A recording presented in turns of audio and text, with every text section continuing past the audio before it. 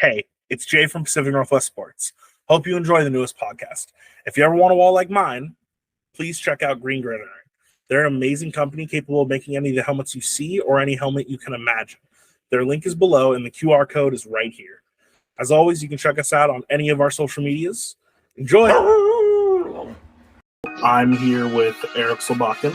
He is a coach over at Lake Stevens High School, and we're just going to kind of be going through where he started, and we'll start there. Where I started coaching? When you started 2009, as you know, Lake City Junior Football. Helped out your brother, Vinny Huff, with coaching anything I could get my hands on. And then that year, our defensive coordinator, Rob Petchel, who's currently at Shorewood for his second stint, got hired there at Shorewood and called me to be his freshman receiver coach. And then from there, I was,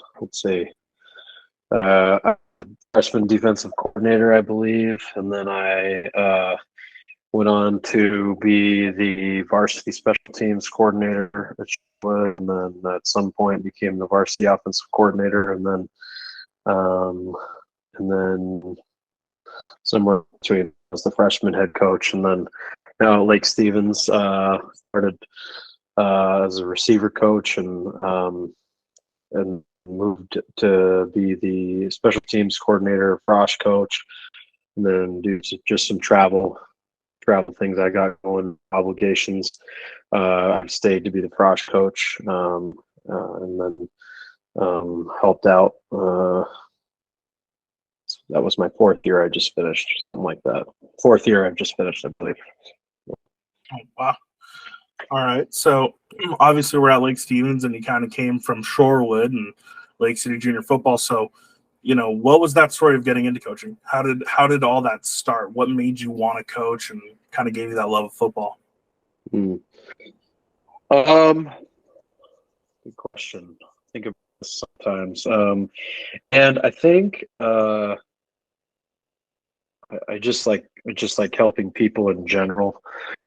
And football is a good platform to help people. Obviously, there's a lot of scheme involved with it, but at that point, you hit a plateau, not a plateau because I think you're always learning, but you figure out that you start to hear the same thing over and over again at race clinics and things like that. And it's just said different ways. And so I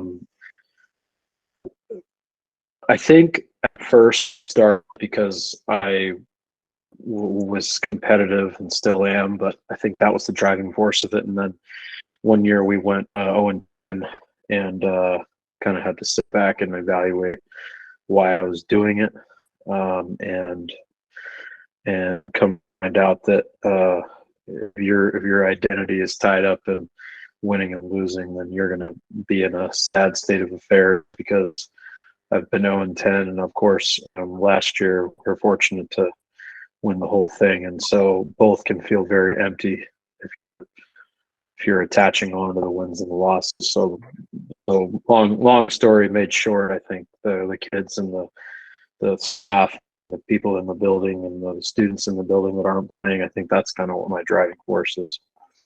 My family, of course, first and foremost. Of course. So you talked about going, 0-10. What did that, and you had to evaluate if you want to still coach and just kind of how that felt. So what did that evaluation look like when you were thinking about it? I would just say it was just more in the beginning of kind of that off season, wondering if what all the work, I say in quotations, that I was doing was worth it, and was I doing it right, and all that. And so I think first it was just with am I doing it for the right reasons, and that box was not checked. I think I'm being fully firm, and I think the mindset switch made it easy for me to sort of going in the profession, because I think my intention, probably deep down, I started was because of helping people, but my immaturity as I started when I was 18, at the forefront of my mind was winning and losing, and I just don't think that that's a fair assessment of what the game really truly means, as you know. And so I think number one, I just was assessing what I was doing, and then number two, was I doing it? Yeah, was I doing it for the right reasons? And number three, could I get into a headspace and try? How did I prioritize winning and losing with my family, and also can I also help kids and know that every year isn't going to be a successful year? And I came to the conclusion that that was possible. And then from there on, we won one game, I believe, the year after, and then we won 3, and we won 5, and made the playoffs for the first time in, I think, 20 years, and was at Shorewood. And so that was the best accomplishment at that school. I think the accomplishment was just seeing the kids being successful, and that probably what my identity is tied up in, is watching people do the thing that they love to do on a cool platform and do it. That's awesome. So you said that, when I was little and I went to your and Vince's reunion, end of the year banquet for football, I remember very specifically Mr. Monica saying that, we don't know if this season's a success right now, and we're not going to know for, 10, 15, 20 years when I see what type of husbands these players become. Do you kind of hold that same motto, or coming off the state championship, are you like, oh, heck no, this is the best year ever? Yeah, that's a good question. I do hold that motto, because I guess to take you through the state championship portion of my life last year, I get a ring. I have to pay for the ring, but I get a ring, and that's cool. But the ring signifies not the win of the game, which was fun too, against great competition like Kennedy Catholic. But I guess we won the game. We were celebrating. I had to take off to LA, and so I was happy on a high. It was tough because I couldn't be with them for my other job, and so, but that, I guess what I'm trying to say is that balancing those two, I think, is important, because I was happy for everybody that was involved. I was happy for the players, the coaches, all the Stevens Vikings for 100 years. Literally, they hadn't won a state title, so that's fun for everybody. But just seeing kind of the fruits of your labor kind of like unfold right in front of your eyes, and with a little bit of we got our butts kicked by Weston and lost to Garfield. And so just sort of like the trials and tribulations of the season sort of like make you appreciate those things more. But to get to the second part of what you said was, after a couple of days, it was sort of just like, now what?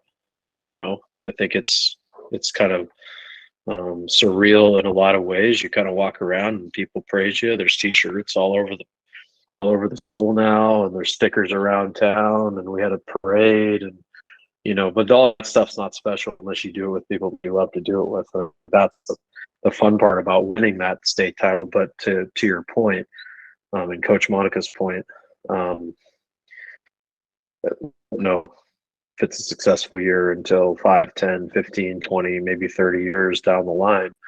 I think until we see, what type of husbands and fathers and brothers and sisters now, a lot more girls, which is great. And so we won't know about all that stuff until we sort of see that unfold, and that's hard too. That's a part of teaching. That's part of education. That's hard, but we can't hold on to the immediate gratification. just like we tell kids we can't hold on to the immediate gratification stuff. We have to practice that ourselves, which is tough.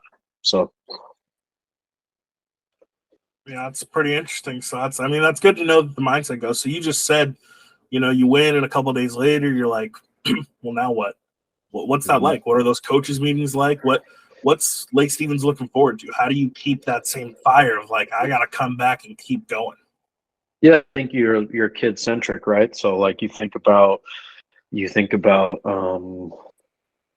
that was last year's team, and those movies are last year's team, and we will probably celebrate it at one point in 5 years, and maybe 10 years, and probably every year somehow.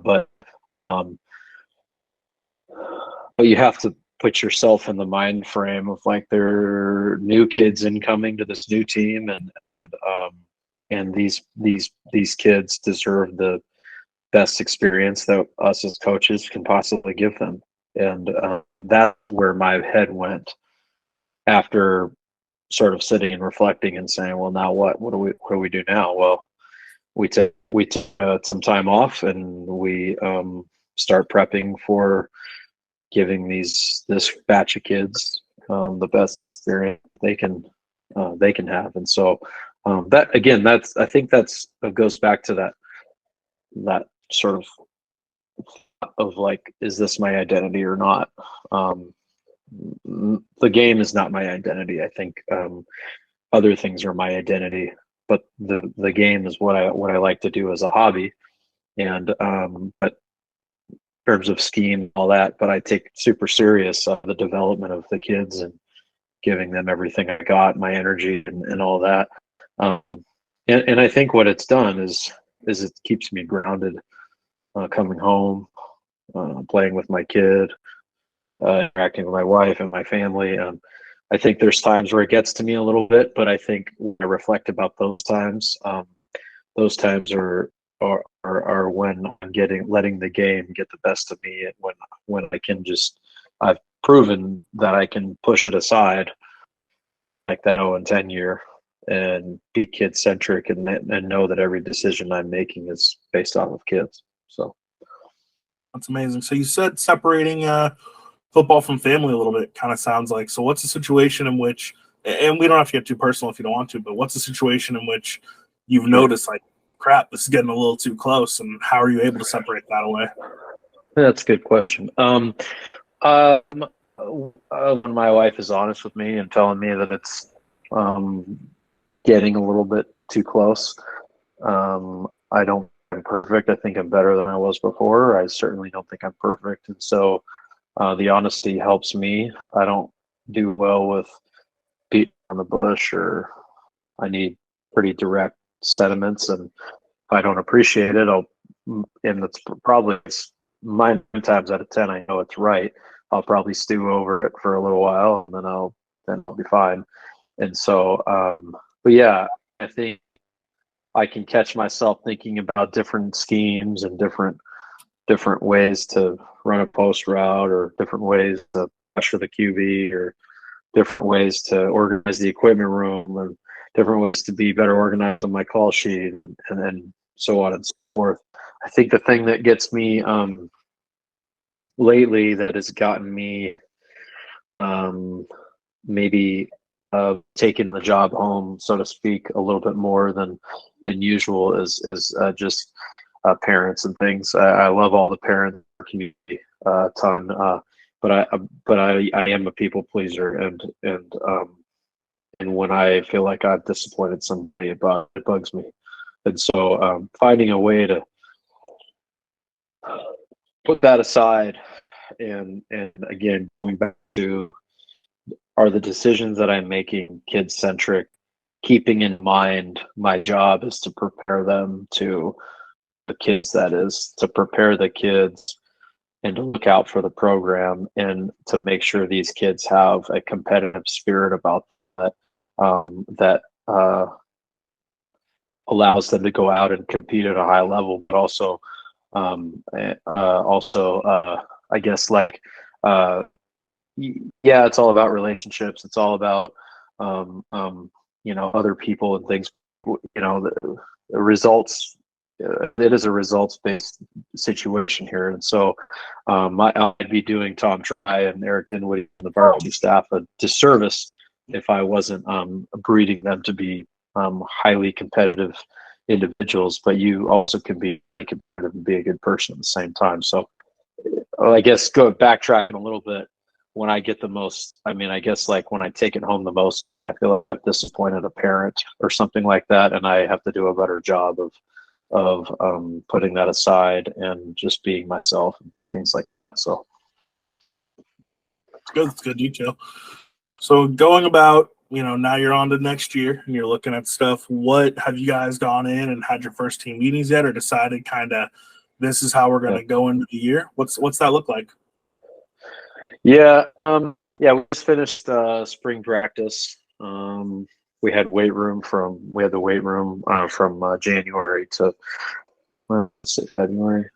Yeah, January, February, with some coaches clinics mixed into there, and then we hit June.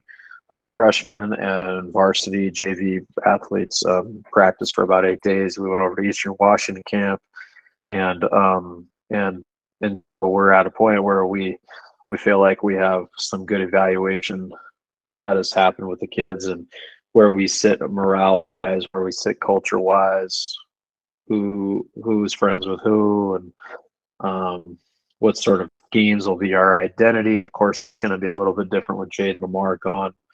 And so, but we have the quarterback back, Jade's brothers back, a bunch of receivers are back, some O linemen are back, and so we have our reloading, so to speak. But we need to, we have it's all open for sure, but there is some very new competition at some of those spots up front, and so it's fun to see it fold out, so the kids compete.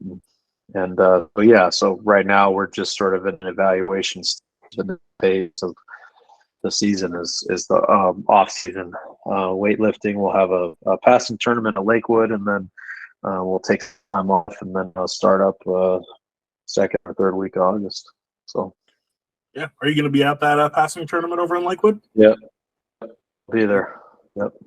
Let me know what it is. Maybe I'll be able to come down, watch for a little bit. For sure. Yeah, for sure. I think it's the end of July right now, but Lakewood just got a new coach, so I don't know if he moved it or not, but we usually compete in that tournament. We won it last year. So it's a good time for sure. Well, if you're cool with it, we're looking at getting high school athletes on the podcast as well. So if they want to sit down for 5-10 minutes they're free to talk about it. If you're comfortable with it. Sure. If not, you don't got to do it. Sure.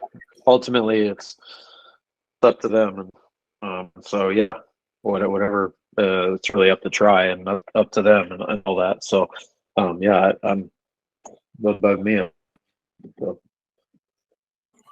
That's good. So you got passing tournaments coming up, and like you said, you have some people leaving. So what do you do as a coach now? You're looking at your running back, who, I mean, he's going to Notre Dame, right? He's at Oregon now. He early enrolled at Oregon. He flipped to Oregon at I think in February of last year, right before signing day. So yeah, he's at Oregon now. So he's gone to Oregon. How are you planning on replacing that production? Because I mean, I watched you guys a little bit. He seemed to be making a lot of plays. So how do you plan on that? Yeah. Like, we got a stud here, or is this we got 10 guys? That's a good question. I think about that a lot too. His little brother's just, he's a terrific player himself. Jay Sean Lamar is a terrific player. We've got Taha Ra, we've got Esteban Sedano, and so we've got a ton of kids that are able and willing to step in and fill shoes that are unfillable. And so I don't think it's necessarily one. I think it's just going to have to be a trio. The quarterback is older, 1 year older. He'll be a junior, and the time of production at receiver coming back. Our kids was on the 4x100 relay. I believe that one state our quarter on the 4x1 team. We've definitely have some talent for sure, but we just have to be able to make sure that we're treating it as a new year and that these kids are getting our full forth attention and while keeping in mind that this is a new year and there are new dynamics and the kids are 1 year older. There are new kids coming in. But yeah, to go back to your initial question, I think it's a combination of the running backs, the receivers, the quarterback. I think it's unfair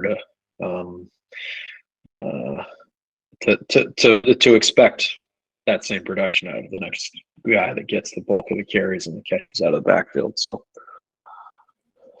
that's good. So you talked about a little bit about just kind of mindsets of schools and how that goes about where I was, where you went. Sure. I never had it said point blank to me, but it was kind of that unknown thing where it's like, look, Blanchette, you're going to win some games, you're going to lose some games. Specifically, you're probably going to lose to O'Day, you're probably going to lose to Eastside Catholic. But as long as you beat Prep, the season can be looked at. It's not a success, but hey, we beat Prep, and that's kind of what it matters at the end of the day. Is that the same aspect over at Lake Stevens, or do you guys is the expectation like it's state or bust? I'd be lying to you if I didn't feel like it isn't an extraordinary expectation to make and go far in the state tournament. Totally would be lying to you if I told you that wasn't the case. But cliche situation of saying, one game at a time and all that sort of jazz. Like I truly believe that we as a staff and we as a program and Tom Try as a head coach and Eric Dinwiddie as defensive coordinator, I think we do a good job of sticking to that cliche. It's a cliche because it's true. We prep every game like it is. Like that Kennedy game, prep week was no different than any other prep week that we had in terms of how we worked. And I say we, it wasn't necessarily me because I'm one of the freshman coaches, but I do a lot of behind the scenes kind of analytical work for the defensive staff and some of the offensive staff, building cut-ups and things like that. But to your question, I think there is an extraordinary amount of expectation around here to go deep in the state tournament for sure. I can't put my mind on and I don't think that's a bad thing. I just can't even foresee us missing any sort of state tournament or losing a Westco championship. Like at some point it's going to happen, but I think to your point, and maybe this is where you're getting at, the mindset of these kids up here is unique. 100% unique. They go through playing little league ball and they dream of playing at the high school level. We just finished our Pee Wee camp and our players coach the kids in Pee Wee camp and they play a flag football tournament at the end of the camp and they diagram plays and they get really into it. And so there's a culture that's bred into these kids by the time they were 8 years old. Going up into high school, and our games are crazy. There's fireworks, there's purple smoke, there's little kids running around everywhere. I mean, it's crazy. But sort of to your question, yeah, I think there is an extraordinary amount of expectation, but that's fun for everybody else on the outside. Like that shit's not. And I truly believe this. I think we do a good job of minimizing a lot of that stuff on the inside and making sure our kids are grounded and know that we'd have a target on our backs, especially this year, never having won a state tournament in history, which is crazy to me. And so, yeah, with winning comes a lot of expectation, but the Blanchette thing, the Shorewood thing and all that, I don't think it was any different there as much as it's like, how much can we make the circle as small as we can possibly make it and have fun with the outside stuff. But also, like, our prep has to be so good that we can't go into the game playing Shorecrest or playing Monroe or playing prep. We go into the game trying to execute at the highest level that we can possibly execute. and thank you for coming to the game prep Monroe and Shorecrest, but you're only there for us to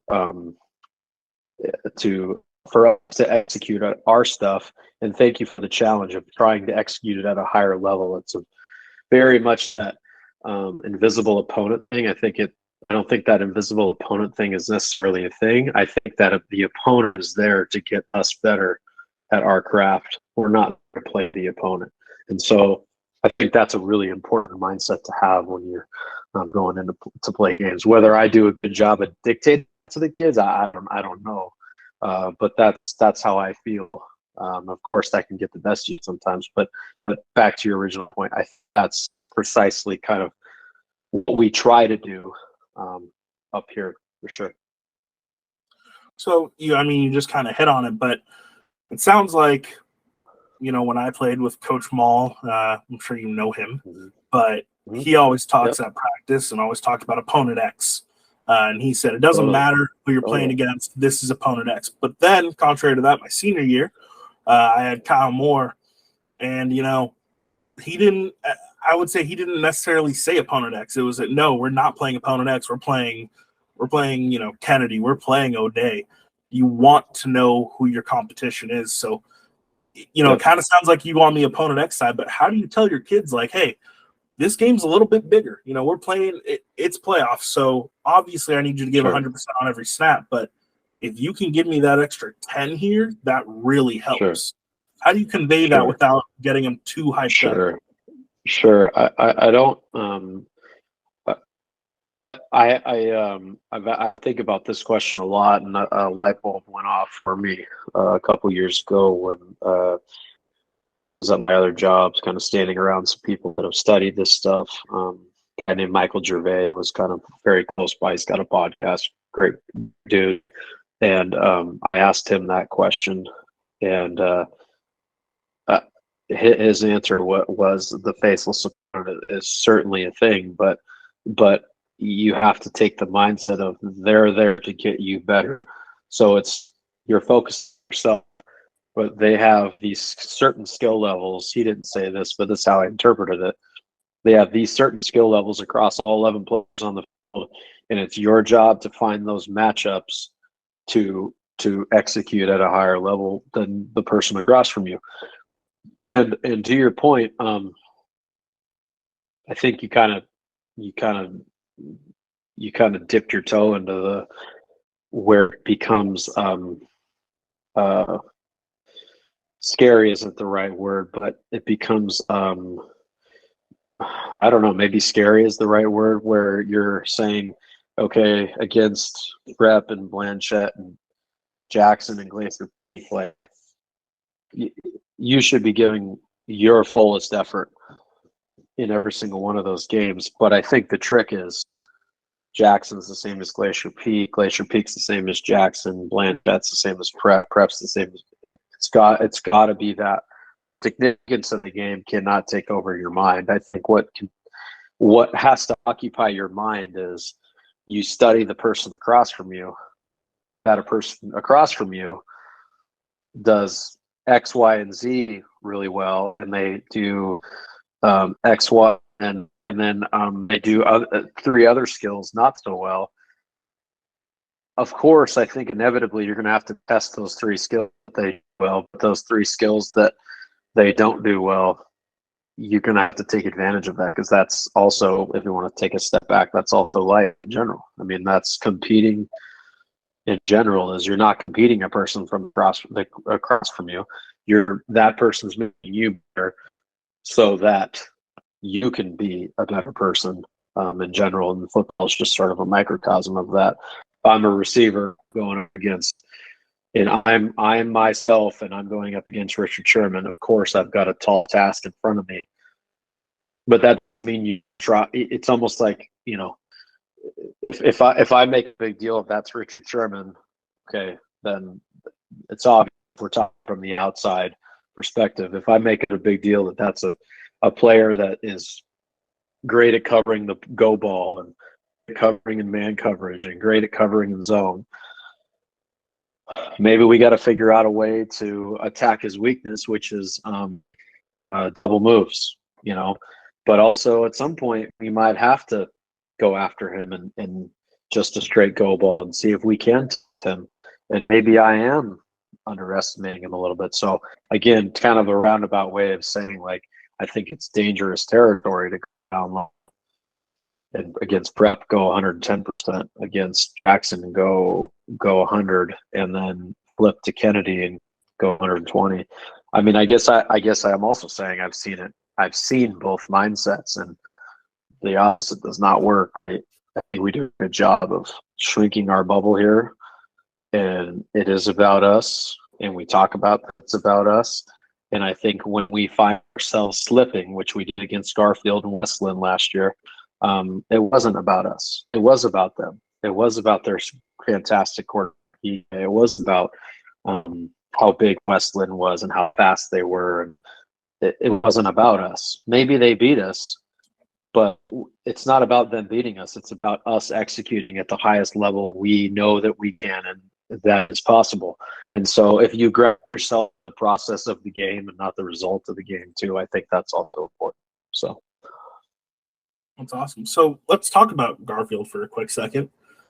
sure. I think going into the year, the view on Lake Stevens is always, like you mentioned, a deep playoff run. And wherever that ends, right? Ideally, you always want it to be a state title. You guys go out and you play Garfield, who historically has been a good team, but Joey Thomas is gone. He's not the head coach over there. They still have good coaches, but they're not the same Garfield of 5-6 years ago where they had Savell Smalls, the number one recruit in the nation over there. You drop that game. Yeah. What does that feel like, right? It's got to be a punch in the gut. And how do you rebound off that as coaches and then communicating to the players? You're talking about last year? Yeah. Terrific players still. Reggie Witherspoon's the coach, and they've got a good staff, and they've got a quarterback that's going to California, and they've got some guys on their team that can really play some ball. But to sort of answer your question, I think we had 14, 15 penalties. I think we turned the ball over a couple times with people that don't typically turn the ball over. And so all the things that we fix on our own. And so you take back, if you think about penalties, they're 5 and 10 yards. You say every single penalty has 5-10 yards. I mean, they scored a touchdown off of penalties, and we lost by 2 or 3, I believe. And so they're 6 points right there. And so I don't think that. I think the positive about that was we traveled down to that game. Our boxcar, our cube van that carries our gear broke down. Going down to Seattle, we had to have a bunch of parents pick up gear and drive it down to Memorial Stadium, which, as you know, from Lake Stevens is quite a trek. And so I don't remember that broke down. I believe it broke down in like South Everett on I-5. And so we had a bunch of our great parents pick up the gear and put it down. So we had that against us. Half those kids had never even seen a skyscraper before. Like none of those kids, we joke about it, like they don't cross the trestle. They don't go over Highway 2 to get onto I-5. Like it was just a new experience. It was a new environment, new stadium, lots of things that went wrong. And so, but again, not to make excuses, like going back to the stuff we've talked about before, if you ground yourself in the process of winning games, like, and it correlates to life, as you know, man, like you're going to go through things in life that suck. And you can't, if you screw up that many times and keep making the same mistake, like somebody's going to get you bound. And at some point, somebody's going to get you. And they got us and play our best ball combined with their great team. And so to answer your question, like I got on the bus that was parked in the zone, that has all the concrete, and I walked on the bus. I sat down on the front and I said, that might have been the best thing that's ever happened to these kids, because now they were punched in the mouth. They hung with them, even though they were punched in the mouth. And we don't lose very often. And I don't say that arrogantly. We just don't lose very often. And I don't want to lose. Hate losing. But But it sometimes is good for you to lose. It's good for you to lose in life. It's good for you to make a mistake that's hopefully not detrimental to other people. But I'd rather have them make those mistakes in game 2 or 3 than make them week 12, 13, 14, whatever the state championship was, and have that impact, their experience in the playoffs. And so I was personally thankful for it. I don't know that everybody else thought that in the second, but I don't know. Maybe they did. I found myself saying pretty quickly that might have been. And so I can't remember if West Lynn was the next week or the week after, but they dropped 40 on us, and it was down in Portland, and they were just running all over the field. We couldn't complete a pass. We weren't tackling people. They still might have beat us even if we played our best game. But again, as we talked about, that shouldn't even matter. I mean, if you execute at the highest level that you can possibly execute, then all the other stuff has to fall into place. And if they beat you, they beat you. That's how life is too. And so, but back to your original question, bouncing back from Garfield, like I think we sort of tweaked a couple things, and we were doing, and maybe how we were talking and how we watch film, and film doesn't lie. And so it was a good opportunity to make corrections, just get back on the boat and keep going. So I think oftentimes in football, and maybe it was different with Monica, but for me, you lose a game and you're in film session, and your coach is looking at you, and he's looking at me. He's like, Jay, what the hell were you thinking here? Like, what went through your mind? And you're trying to justify saying, sure, sure. He was in 2 eyes, so I thought I could reach it, but you can't. All this is to say, you're breaking down film with the kids on Monday or Tuesday, and you're trying to teach them something. Sure. How are you making sure that when you're breaking down film the night of the game or the next day, how do you know you're bringing the right points to the team and telling them this is where the fault was, and I can't see what you saw? So how do you know you're teaching them the right way? I gotta go down 2 paths, I think, with that question. It's a good question. Number one, I'm the freshman coach, so I practice Mondays, and so I help varsity game days, and then so the Garfield situation aside, I'm not typically in the Monday film sessions because they do that Mondays, and we practice and all that all that stuff. But I've been in before with him, Coach Try, and he does a good job of well, let me step back. He's had a system in place at Lake Stevens. He'd probably correct me, I believe 2007 he put in the spread offense that he overhauled his other stuff, sort of mashed up a lot of cool screens and formations and systems of how we do things. And so I think what stood out to me since I've been here at Lake Stevens is the amount of confidence that he has in his offensive system, and likewise with Eric Dinwiddie, the defensive system, that this is where you line up, this is the yardage depth you're running at, and that's all there is to it. And so the background knowledge and the confidence in the system on both sides of the ball helps the kids know that this might not be the right or the wrong way to do it in your eyes, but this is how we're doing it here, not in an arrogant way, but like, this works. We've won 50 straight games, or plus. I'm going to be corrected, I'm sure, on that too. 56. I don't even know what it is. And weekly they can expect him, Coach Try, to know every single position from left to right, front to back to front, and the confidence in the scheme and the ability to understand how plays fit together is, I think, just at another level with him. And for me, when I was an offensive coordinator, when I was the freshman coach, we watched film the day after as well. I think number one, the knowledge of the system that I have for him is I think has gotten a lot better. And so it's very easy for me to speak to every position on offense across the board and on defense across the board, where the defensive line should be striking, or if you should be reaching a 2-eye, or you should be reaching or this or that, or comboing this, that, or that. I think just the depth of knowledge of the system, watching it before the kids see it, I think is really important.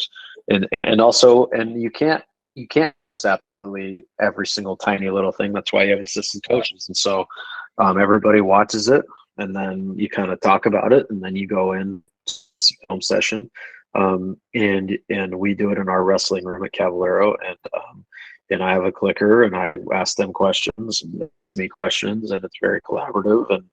But we're also straight shooting, and we point out what's great, but we also have to remember that building skill is important, and when we see something positive on the screen, that we make a big deal of it. And so and yeah, all that stuff I think is relative. But I think your initial question was about like how are you pretty much watching film, and what are the points that you're taking into film. Like, I think the depth of knowledge of the system, watching before, and positively reinforcing with or candy bars or Gatorade or what have you, good skill that's happening, or a good scheme that's happening, or a good tackling that's happening on the screen, and correcting the mistakes that isn't in terms of maybe tackling. We weren't shuffling into our tackle, so we got ran over, or we got duped, or we wouldn't track the near hip, or we didn't run our feet, and so knowing the systems of teaching and where we're aligning, like if we get beat on a bubble screen and the apex player or the nickel isn't playing outside number 2, it's because he's supposed to, and we knew that was the call, like they were going to call about all these things. The depth of knowledge of the system, I think, plays a huge important role. And so much of your confidence in talking to your kids. I think if you don't have a good system in place, which we do here and Coach Stry does, it's hard to speak confidently to your kids. And I think that goes a long way for them. That's good. That's good stuff. So I want to just thank you for your time and kind of speaking to everything. Sure. And we'll start to wind down the podcast here. But what do you, as a career path, right? You got a kid, got a wife, got a house and everything. Sure. Let's say they could go wherever you go and the world's a perfect place.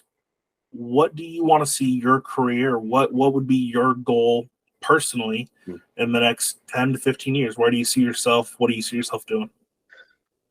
First and foremost, I would say that I'm grounded where I am, and I can confidently say that. I have so many fish to fry right now where I am that I can't even conceptualize going anywhere in the world, to your question, right now. But I would say, Jabri, that I think since I've had a kid, all that I want to do is make him proud, make my family proud, make myself proud, make my friends proud, and I'll get to the probably the meat of what you're hoping I answer here. That is truly at the forefront of my mind. But having said that, I've wanted to be a head coach ever since I could walk and talk. I think you probably know that. But I'm not. My primary responsibility is to provide for my family, and I take that job super seriously. And I have a really great job where I am in the building at Lake Stevens, and that's super important. I got there in the first place because I was going to student teach there, and the lady before me left, and so they hired me, so I didn't even have to student teach necessarily. And then COVID happened, and so lots of things that happened at this school that I'm forever indebted, so to speak, with them. And so I guess to answer your question course I want to be a head coach. I think about it sometimes, but I also know that like good opportunities happen. You know, they usually just fall right on your lap when you're least expecting. And so I'm not all that certain that I am certain about this. At the forefront of my mind is to take care of the Lake Stevens Vikings and the Cavalier Colts right now. That's in my football job. That's my primary responsibility. And so, from a personal career standpoint, yes, I do want to be a head coach someday, but it has to be at the right place. It has to be the right day job. It has to be with the right administration. It has to be. There's a long list of things. Not a long list, I would say, with five or so things that, from a 30,000 you have to be right, having experienced what I've experienced thus far, and so. But yeah, no, I mean, my number one job overall is to provide for my family. And so my number one goal is just to make them proud and to make them feel secure and happy. But from a personal standpoint, of course, I want to be a head coach. I need to have the right staff. I need to have the right people around me. I need to have the right administration and job. And so all those things have to fall in place. And I can tell you this, I'm not going to jump at an opportunity just to jump up right now. I've been coaching for 15 years. I'm feeling good now where I am. I'm feeling great where I am. We're having success. Even if we weren't, on the field having success, I feel fulfilled from a staff standpoint, a student standpoint, an administrative standpoint. So I'm not looking to jump at all anytime soon. But if something fell onto my lap, of course, I'd be crazy not to listen. And so, yeah, to your point, I want to be a head coach, but there's a lot of things that, even more so since I've gotten married and since Jackson's been born, like I just don't have a desire to jump ship, so to speak, right now. And so, yeah, there's that. That's insightful, man. That's exciting. So you definitely want to be a head coach eventually, Yep. but you're not going to push too hard for it. You're going to see kind of how the chips fall, it looks like. Mm-hmm. Exactly. And I think that I've seen people jump at it too quick. Every piece of information I've gotten and every piece of advice I've gotten points to that fact too, to not jump at it before you're ready. There's been some ops that have come up that have been inquiries that haven't been super serious, that I've given some thought to over the last 15 years, but I don't. Again, it's about the people who are around too. I would need, you think about demographically where I am.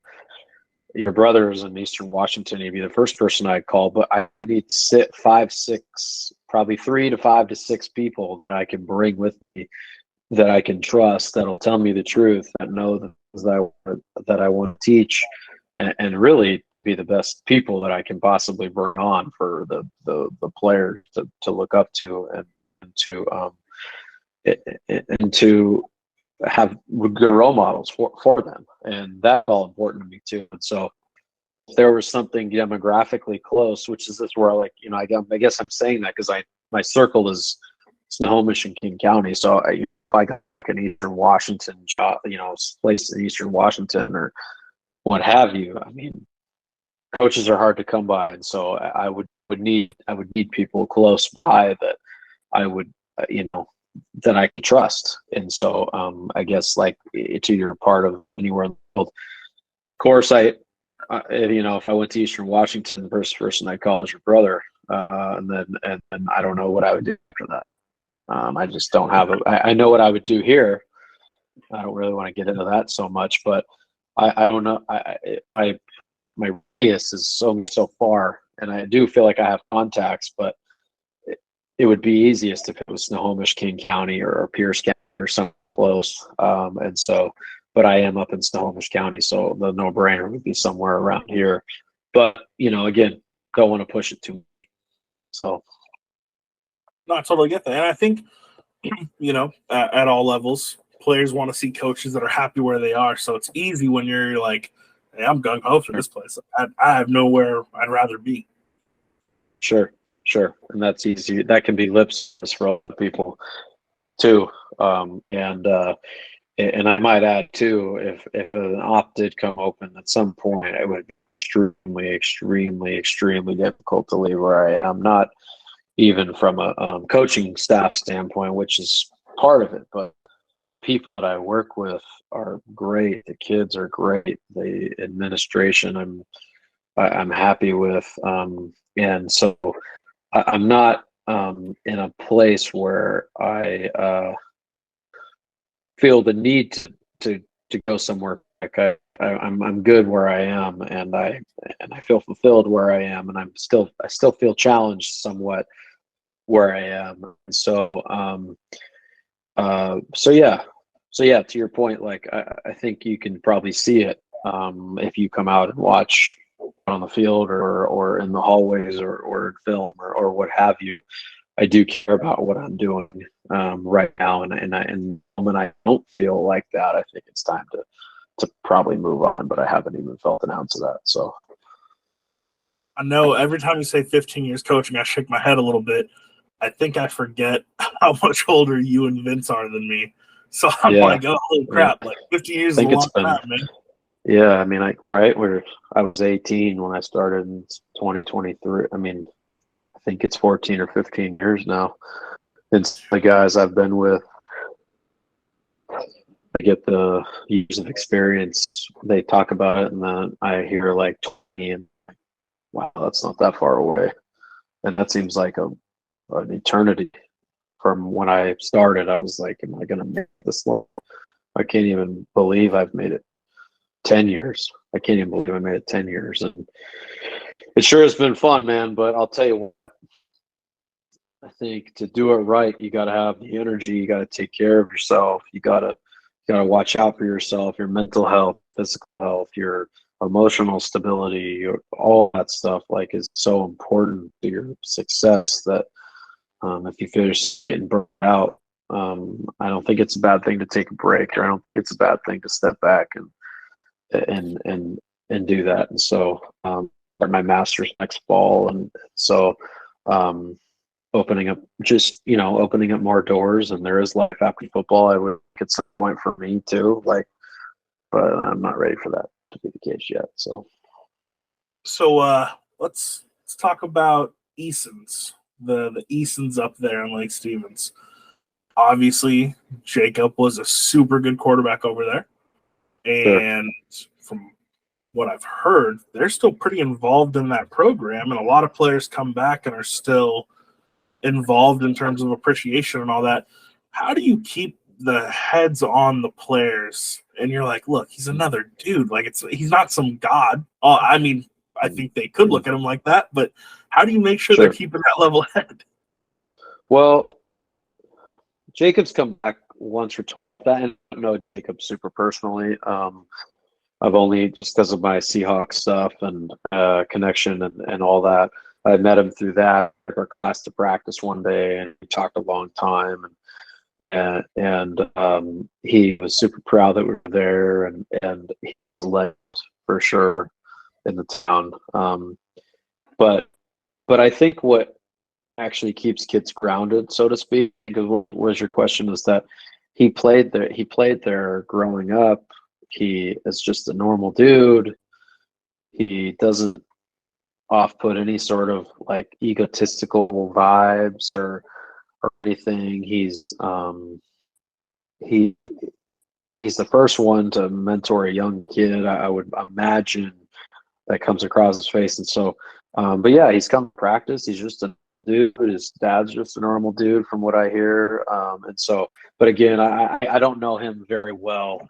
And so I can't really speak to that, but we have former players come back all the time. And I get the sense, I think about, because I'm not a bred through Lake Stevens guy, like more and more every year, but they're, all these kids are so intertwined growing up playing in the Lake Stevens junior ball Like when you're a 8 year old in Lake Stevens junior football and you're a 13 or a 14-year-old or wherever it cuts off, like I feel like they all know each other. I feel like they all go to Pee Wee camp, and I think they all live around the lake or on the outskirts of the lake, and they go hang out, and it's a small town. And so I think all that stuff kind of helps too, with staying grounded, so to speak, when a quote unquote superstar comes back and visits. We have two former players on staff. We had a former player on staff last year. I had another former player on staff a couple years prior to that. And so they are looked at in a positive way, as they should be, because they've carried on a tradition that is seen as very respectable around the state. I know that to be true. And so, yeah, I mean, I think it is cool that all these kids are thought about in such a high light. But I think, like, for example, I think maybe what you're getting at is like the legacy of the quarterback around here. Like all those kids, like from this one back until Jake Eason to Nick Baker and all these guys, like they're all intertwined and they all know each other somehow, and so that keeps them. I feel like it keeps them very normal amongst each other, and so, but Jake Eason obviously brings a whole other level of, like, excitement when his name is brought up, and everybody's very proud of him. And Jim Harbaugh was up there recruiting him, and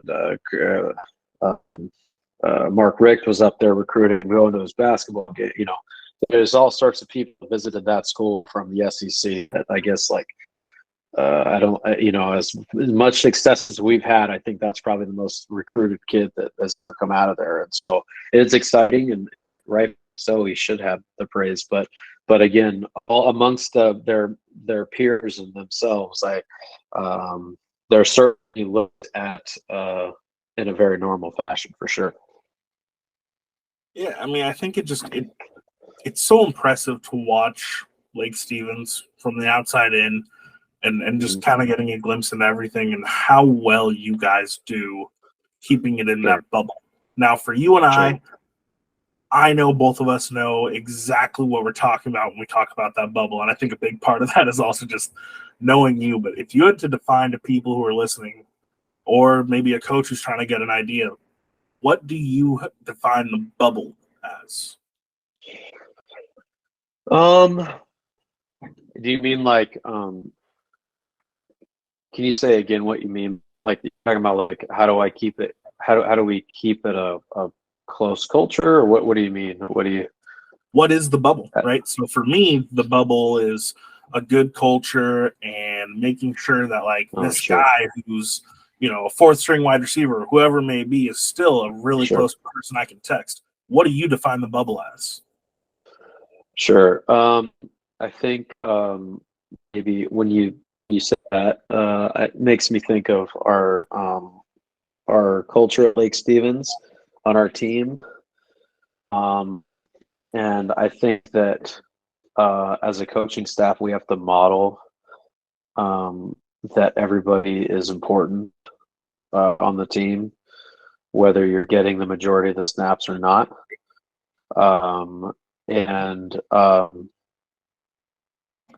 I think the other bubble I think about is the school community.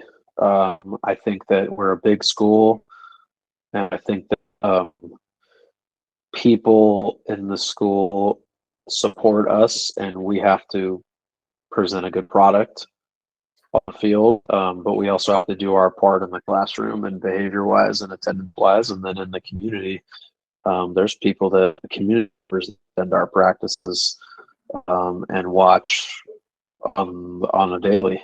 I can't imagine what they're watching. They're watching and they're having fun, and they support and they help us with whatever we need. Have great seats during the game, I would imagine. And so I think to what you're getting at is, like, I think that just supporting. I think if you look at it from a support standpoint, like supporting everybody and understanding that everybody plays a role in the greater scheme of the team, the community, and the school. because if there's a crack in the armor, that's a vulnerability, and really we should be protecting the team first and foremost, and then really what kind of weaves into that is we should be protecting ourselves and doing everything that we possibly can. Every decision that we make impacts the team. I'm going to go to class or I'm not going to go to class. If I don't go to class, I'm going to miss an assignment. I'm going to be down on going to fifth period for a day. It's going to look like I skipped. I'm not going to be eligible to go to practice. My coaches are going to find out. These people in class are going to think negatively. That brings negative energy to the team. We have to know that all these decisions that we make are directly affect the outcome of our games and our lives. And so, yeah, I mean, I think to your question, I just think it's super important to like treat everybody with respect and make sure everybody knows that they play an important role. And I feel like I do a good job of that, but I think I always could be better for sure. Amazing. All right, I'm just going to hit you with some quick questions before we head on out. So it's just a quick little 5. So you're at a gas station. You're about to go on like an 8-hour drive down to California or wherever the heck you're going to go. What's your go-to snack and drink? Probably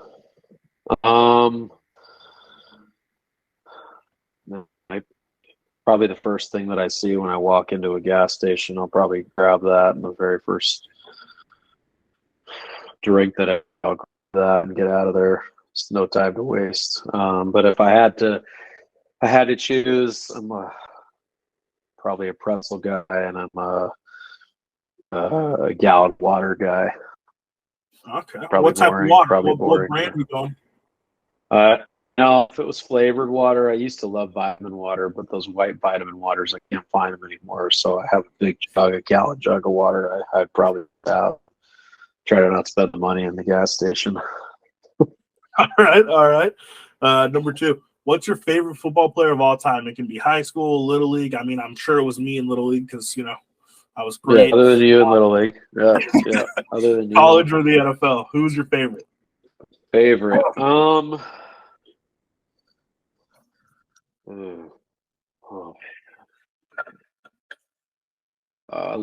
As a wide receiver coach by trade, I would tell you that what I've studied a lot and one that I loved to watch, that was really in our era a lot, was Calvin Johnson. Calvin Johnson played the game hard. He was a freak athlete, played on a team that struggled a ton, and it felt like he just brought it every single game. And he was, as you remember, a freak. And so I probably Calvin Johnson as somebody that comes to mind quick that I really love to watch. For sure. Alrighty. Number 4. So we got your favorite sports team at every single level. So this is talking high school, college, NFL, high school, college, and pro. It could be a soccer team that you're a big fan of. But I will say for your high school, you can't pick Lake Stevens. I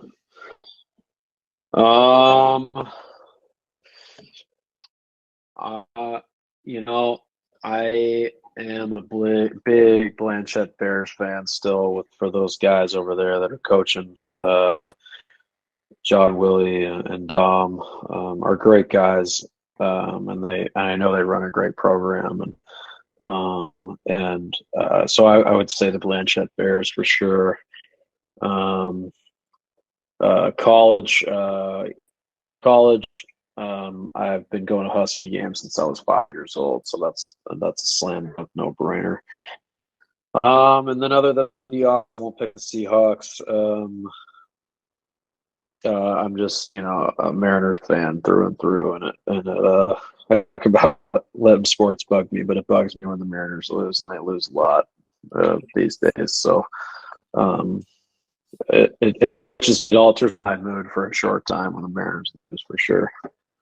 I mean, that's got to alter your mood a lot then, because they are not doing too hot. Yeah, they just won 2 out of 3 from the best team in baseball, so hopefully we can be in a good mood for a little longer. Hey, I'll take So it. Julio starts. He's doing a little bit better. You get some a little bit of better pitching. They just had that trade today. I can't remember exactly who, but I did see that with the Mets to off Chris Flexen's $6 million contract, and I think he has some sort of stipulation in his contract. He can't be optioned at AAA, so there's no way they just either trade him or cut him and eat the salary. So there we go. there you go. Yeah. Number 5, if you weren't a coach and you weren't a Yeah. teacher, because we know you love teaching, Yeah. what would Yeah. you be doing?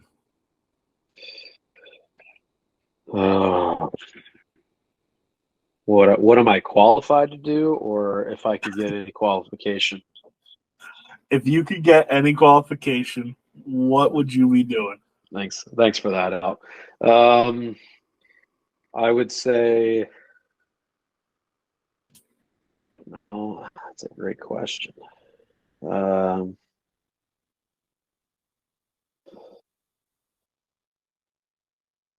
I would say, I don't know what the qualification would be, but if I could do it, I'd be able to maintain some sort of fantasy football blog or something and get paid to do it. I don't know. I don't know if I'm qualified to do anything else, and I can't think of what I would do. I guess I am my master's in, to be a BCBA here soon, which is a board certified behavior analyst. So, like, if I'm going to be realistic, probably a BCBA. But if I didn't have to be realistic, some sort of like fantasy sports blog or something like that to keep my Oh, foot like in a sports. Matthew Berry type thing?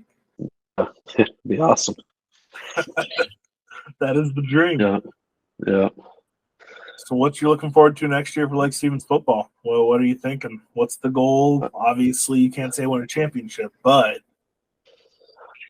Well, yeah, I mean, I think yourself, if you're not thinking about that, I think the goal is to win the state title every year. Sure, but you can't win the state title unless you win Wesco first, and you can't win Wesco unless you take care of your league and all that. So it's one big pyramid, right? I mean, I think every coach has that some sort of pyramid drawn or something somewhere on paper. But I think the goal is, is to win the state title. I don't want to sugarcoat it or anything. We talked about earlier, expectations are expectations, and I don't think it's a bad thing to have massive expectations on you. I think it just presents a better challenge, so to speak, for you to take yourself into the season to push that stuff aside and make it so that so it's all you. And so, but I think if it's a results based industry, right? And so you'd be kidding yourself. I mean, I could give you the other stuff too, like making people better, making players better people and helping coaches out and understanding more about power and counter and things like that. But from a team result standpoint, the goal is to always win the state title. yeah, got it. Headline is clearly Eric Solbakken guarantees back-to-back state titles for Lake Stevens this year. It's going to be really, really, really difficult, man. It's going to be. We've got West Lynn at home. We've got Garfield at home. We play at Bellevue.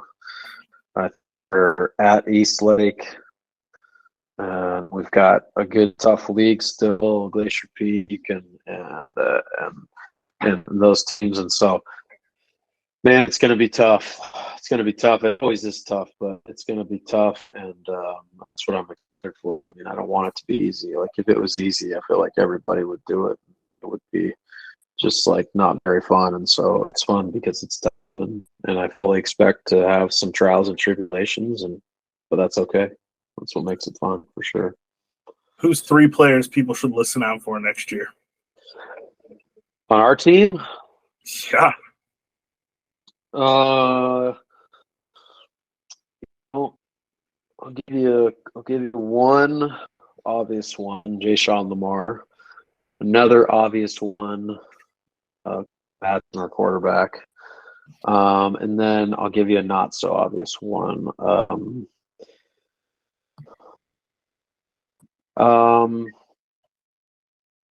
Actually, I'll take off Jay Sean because I already mentioned him earlier, but you should watch for him. I'll say Colton Matson, Mason Turner will play inside backer for us. And then he led the team in tackles, I believe, last year. He had 100 plus, I'm pretty sure. He's wearing number 7, and so that's a big deal for us to give him number 7. And then a guy that I would say that I don't want to put any expectation on, but I'm excited to watch is Luke Bear, leading the team, stepping in a role that was formerly maintained by Wyatt Hall, which is a great coach, former Colt offensive line coach himself, Wyatt Hall, and so it's a position on our team that has massive expectation. But Luke is just a calm, collected, smart, works hard in the weight room kid that I'm trying to speak into existence, and he's going to help me. But I hope gets some of the spotlight this year because he's works hard and he's filling a big role for us this year. Number 7. Why is that such a big deal? Every year the defensive player that we feel deserves number 7 gets number 7. Junior Robinson had it the first year I was there, and he had 1 million tackles, had a ton of heart. Joe McGinnis held it last year, 1 million tackles, ton of heart, worked hard. And so every year that we play defense, we hand out the number to somebody that we feel exemplifies what it is to be a Lake Stevens Viking defensive player. And Mason Turner is a to check out, man. He hits anything to walk in. We kind of have to dial him back a little bit in practice, and so he's fun to watch for sure. And he's very smart. He'll play a little right tackle for us too. And so yeah. No, he's a middle linebacker and he's playing right tackle. Yeah, terrific athlete. He's a great cross player. He's he plays lacrosse? Yeah. He's mows people over in lacrosse. He's awesome. And so yeah, no, Mason's a great kid. Earned number 7 along with all the rest of them, but he'll be wearing number 7, I believe, this year. And so, but yeah, so those are the 3. Awesome, man. All right, well, I'm going to go ahead and let you go back to doing what you're doing. So I appreciate your time. No problem, dude. We'll see you.